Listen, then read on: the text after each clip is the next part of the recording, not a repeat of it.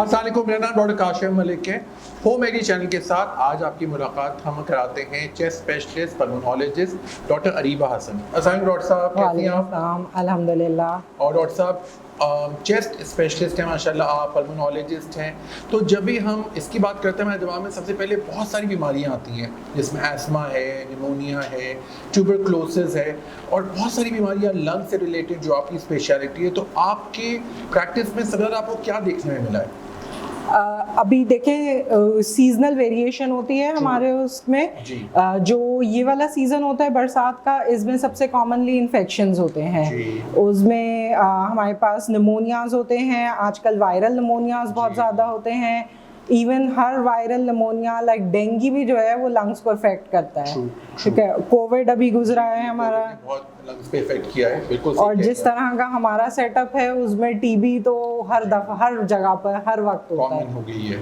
और तो डॉक्टर साहब, आपको ये चूज के अंदर डर नहीं लगा, क्योंकि आप तो डायरेक्टली डील कर रही हैं ऐसे पेशेंट जो ड्रॉपलेट इन्फेक्शन लेके घूम रहे हैं और आपको लग सकता है, तो आप अपनी प्रिकॉशंस का ख्याल रखती हैं, मास्क वगैरह पहनती होंगी आई एम श्योर। लेकिन मतलब सारे पेशेंट से भी तो कॉन्ट्रैक्ट कर लेते हैं हम डिजीज कभी, तो कभी ऐसा इत्तेफाक तो नहीं हुआ? कभी आपने वायरल निमोनिया या कोई ऐसी चीज, इट्स इन द एयर जैसे आपने कहा ना, तो इसके अंदर हमें एज अ डॉक्टर बड़ा प्रिकॉशंस लेने होते हैं, और आई एम श्योर आप लेती होंगी प्रिकॉशंस।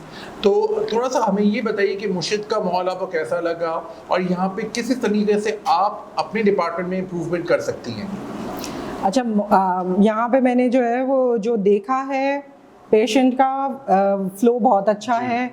बहुत कोऑपरेटिव एनवायरनमेंट है, सब मिलके टीम वर्क के साथ काम करते हैं, और जो पेशेंट का वो है बल्क है ना, वो बहुत अच्छा है। बहुत वैरिड आपको पेशेंट्स मिलते हैं who are willing to get treated for their disease. Doctor साहब, यहाँ पे एक सेहत हेल्थ कार्ड की बड़ी जबरदस्त नेमत है, बहुत बड़ी सहूलत है।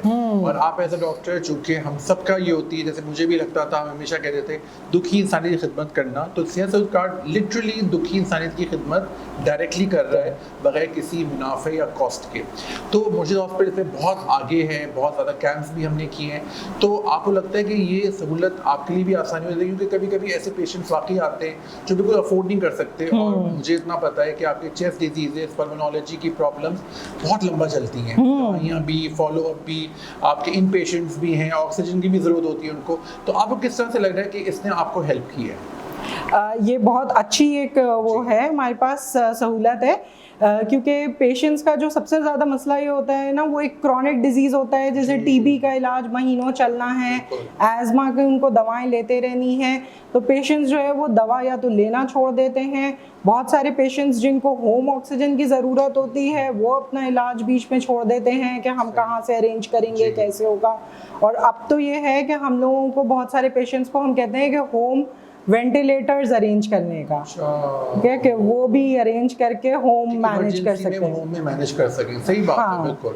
मतलब जरूरी नहीं है कि वो वो हो अंदर लेने के। हाँ, ठीक है। वो हम डॉक्टर साहब, हमारे यहाँ पे मुर्शिद हॉस्पिटल, जैसे मैं आपको बताता हूँ, 330 बेडेड हॉस्पिटल है माशाल्लाह, बहुत बड़ा हॉस्पिटल है, हर स्पेशलिटी के डॉक्टर्स हैं, हर चीज़ को आपको अंडर वन रूफ आपको हर चीज़ मिल जाएगी।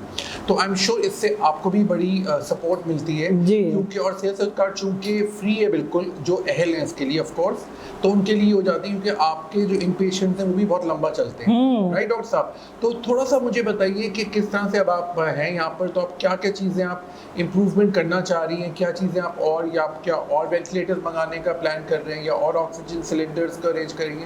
बिकॉज मुझे ऐसा लग रहा है कि पल्मोनोलॉजी का चेस्ट डिजीजेस तो हैं ही और बढ़ रही हैं रोज। हाँ बिल्कुल। अच्छा, सबसे चीज़ जो मुझे वो है ना कि हमें एज़मा के पेशेंट्स को, या इवन जो पेशेंट्स जो भी चेस्ट के पेशेंट्स हों जो स्मोकिंग भी करते हों, उनको किसी भी उसके लिए अगर वो ऑपरेशन के लिए भी जा रहे हैं ना, तो एक टेस्ट हम उनको कहते हैं स्पायरोमेट्री का। वो होता है एज एन आउट पेशेंट, उन्होंने टेस्ट कराना है, बस उन्होंने 2 फूंके मारनी है मशीन के अंदर और उनका यह आ जाएगा कि लंग्स का स्टेटस क्या है। तो अगर वो मशीन अरेंज हो जाए, तो मैं खुद से परफॉर्म करती हूँ, तो वो बहुत अच्छा हो जाएगा बहुत सारे पेशेंट्स के लिए, हो जाएगी। हाँ, तो डॉक्टर साहब, आप मुझे बताइए कि चेस्ट डिजीजेस, पल्मोनोलॉजी प्रॉब्लम बढ़ रहे हैं, क्या रीजंस हैं? एक तो सबसे बड़ा पोल्यूशन हमारी जो है वो, और लोगों में स्मोकिंग बहुत प्रेवलेंट है। हालांकि जितना मना किया जा रहा है लोग उतना ही स्मोक कर रहे हैं, मुझे ऐसा लग रहा है, क्योंकि हाँ। हम लोग अवेयरनेस प्रोग्राम बहुत करते रहते हैं। होम एजी चैनल के तवज्जुह से बहुत अवेयरनेस हम दे रहे हैं, कोशिश ये होती है सब तक पहुंचे बात। तो आप देखती हैं स्मोकिंग बढ़ी तो किस तरह से आप स्टॉप कराएंगी, या क्या आप उनको मेजर्स बता सकती हैं अच्छा, स्मोकिंग कम करें? हाँ, स्मोकिंग का तो ये है कि जिस वक्त आप पेशेंट से इन कांटेक्ट आए, चाहे वो किसी और वजह से भी हॉस्पिटल आए या कुछ हो, आपका काम ये है कि उनको काउंसिल कर दें। स्मोकिंग एक ऐसी डिजीज़ है या एक ऐसी उनकी हैबिट है जो पेशेंट जब तक खुद कन्विंस्ड नहीं होगा कि ही वांट्स टू क्विट, वो नहीं छोड़ेगा, ठीक है। लेकिन आप उसको हर दफ़ा बोलें, और हॉस्पिटल जिस वक्त पेशेंट आता है he is ready to commit, कि वो कुछ भी करने के लिए तैयार होता है कि सही हो जाए, तो उस वक्त तो सबसे अच्छा आपके पास पॉइंट होता है कि आप उसको कन्विंस कर सकें कि छोड़ दे स्मोकिंग। बिल्कुल, और उसको आपको हल्का के टेपर डाउन करना होता है, बिकॉज आपको ज़्यादा पता है कि ये एक एडिक्शन हो जाती है। चलिए डॉक्टर साहब, माशाल्लाह आप बहुत बिजी रहती हैं। चेस्ट डिजीज़ का जब मैं सोचता हूँ तो मेरे में सिर्फ इमरजेंसी आती है, क्योंकि ये एक ऐसा प्रॉब्लम है एकदम से पेशेंट आता है इमरजेंसी में। तो ऑफ कोर्स आपकी पर्सनल लाइफ में आपकी क्या हॉबीज़ हैं, क्या करती हैं फ्री टाइम में अगर मिलता है तो? मुझे रीडिंग का बहुत शौक है। Very nice. उसमें बुक्स पढ़ने का, और वैसे जो है वो अपनी मोबाइल्स पे वीडियोस देखने का, सीरीज देखने का। Very nice. है अपनी भी रीडिंग तो बहुत अच्छी हैबिट है डॉक्टर साहब। तो रीड आप क्या करती हैं, किस टॉपिक पे ज़्यादातर करती हैं आप रीड? मैं डिपेंड करता है, वो चेंज होता है। कभी जो है वो कभी फिक्शन, कभी जो है वो ऑटोबायोग्राफीज, कभी ट्रैवल। That's very nice. अच्छा डॉक्टर साहब, हमारे व्यूवर्स के लिए आप क्या मैसेज देना चाहेंगी, क्योंकि आपका बड़ा इम्पोर्टेंट डिपार्टमेंट है, सब्जेक्ट है, और आपका बड़ा ही मतलब मुझे लगता है कहीं ना कहीं हम सब किसी न किसी चेस्ट डिजीज़ के साथ, जुकाम, नज़ला, खांसी तक चेस्ट डिजीज़ कर सकती है। तो अब क्या मैसेज है हमारे आवाम के लिए कि वो इन चीज़ों से किस तरह से बच सकें? अच्छा, मैं ये कहूँगी कि अपनी जो है पोल्यूशन आजकल हमारे यहाँ बहुत ज़्यादा है, तो उसकी प्रिवेंशन जो है वो लोगों को ख़ास तौर पे करनी चाहिए।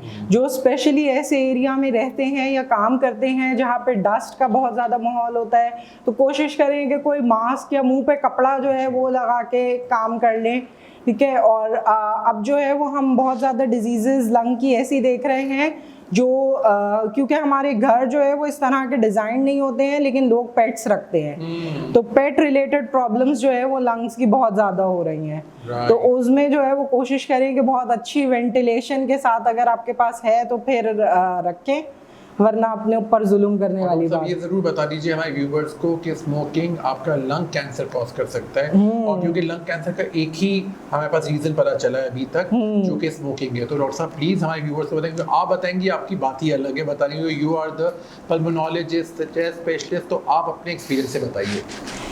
देखिए, जिस वक्त पेशेंट इस स्टेज पे आ जाता है ना जहां उनको सांस लेना मुश्किल, दुश्वारी होने लगती है, तो फिर हमारे लिए बहुत मुश्किल होता है उनको वापस लेकर आना।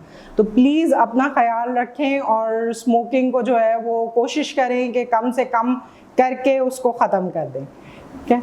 और आगे जो है वो अब जो सीज़न आएगा सर्दियों का, उसमें हमारे पास फ्लू की वैक्सीन्स होंगी, वो ज़रूर एल्डरलीज़ को लगवानी होंगी, ठीक है। तो वो कोशिश करें कि वो भी आपके नजरिए से कोविड और नो कोविड मास्क लगाना हमेशा फायदेमंद ही है ना डॉक्टर साहब? क्योंकि मुझे भी ऐसा लगता है कि मैं अभी अल्हम्दुलिल्लाह कोविड अब नहीं है, लेकिन फिर भी जितना मास्क लगा सकें, स्पेशली मोटर बाइकर्स जो हेलमेट पहनते हैं वो करें, तो ये प्रिकॉशन भी बड़ा ज़रूरी है ना। तो अभी कोविड ने एक तरह से हमें बता दिया है कि precaution is better than cure, right. तो डॉक्टर साहब थोड़ा सा बस जाते जाते ये बता दीजिए हमें कि आपने क्या चीज़ देखी है जो बहुत कम हो रही है चेस्ट डिजीजेस में, और सा क्या रीज़न है? कोई ऐसी चेस्ट डिजीज है जो कम हो रही है? चेस्ट डिजीज़ेस में हमारे पास कमी तो खैर अब क्योंकि पेशेंट्स का उनको अवेयरनेस भी आ गई है, तो अब डायग्नोज ज़्यादा होते हैं, वरना पहले जो है वो तो एज़मा के पेशेंट्स भी बगैर डायग्नोसिस के साल वो गुजार लेते थे। तो अब ये अच्छा है कि अवेयरनेस है लोगों में, तो उनको पता होता है कि उनके पास डिजीज़ कौन सी है, उसको कैसे प्रिकॉशन लेते हैं। डॉक्टर साहब का बेइंतहा शुक्रिया, आपने टाइम निकाला, अपनी ओपीडी में सब डॉक्टर साहब को लेकर आए। Thank you so much doctor साहब, एंड कीप इन टच। इंशाल्लाह डॉक्टर साहब के लिए आपके कोई भी सवालात हों, डॉक्टर अरीबा के लिए जो कि पल्मोनोलॉजिस्ट, चेस्ट स्पेशलिस्ट हैं, सारे लंग डिजीजेस, चेस्ट डिजीजेस सबको डील करती हैं डॉक्टर साहब। तो आप ऐसे डायरेक्टली सवाल भी पूछ सकते हैं हमारे इस चैनल के थ्रू, और कोई भी मसला हो तो आप आपका हम दोबारा से डॉक्टर साहब से इंटरेक्शन कराएंगे। Thank you very much. Signing out, doctor Kashim Ahmad Malik.